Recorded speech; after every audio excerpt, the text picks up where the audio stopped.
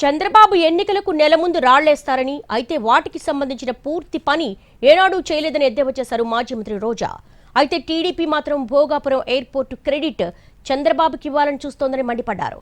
Bhogapuram airport పురోగతికి సంబంధించిన పనులు జగన్ హయాంలో జరిగాయని, అయితే భోగాపురం విషయంలో తెలుగుదేశం పార్టీ వాళ్ళు సిగ్గు లేకుండా అబద్ధాలు చెప్తున్నారని ఫైర్ అయ్యారు.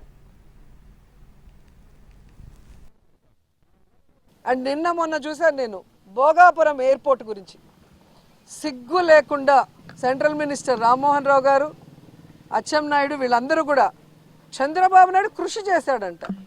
ఏం కృషి చేశాడు నాయన? ఎన్నికలు ఉన్నాయంటే నెల ముందర రాయేయటమా? ఇలాంటి రాళ్ళు రాష్ట్రం మొత్తం వేశాడు.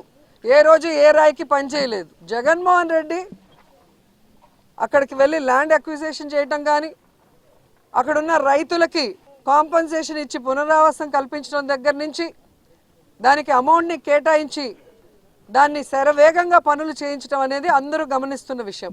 అండ్ సాక్షాత్తు జిఎంఆర్ హెడ్ మల్లికార్జున్ గారు చెప్పారు కదా, ఆ రోజుల్లో వైఎస్ఆర్ గారి చేతుల మీదుగా శంషాబాద్ ఎయిర్పోర్ట్ కట్టాను, ఈరోజు ఆయన కొడుకుల చేతి మీదుగా భోగాపురం ఎయిర్పోర్ట్ కడుతున్నా, నాకు చాలా హ్యాపీగా ఉంది అని ఇంత స్పష్టంగా వాళ్ళు పబ్లిక్గా మీటింగ్స్లో చెప్పిన దాన్ని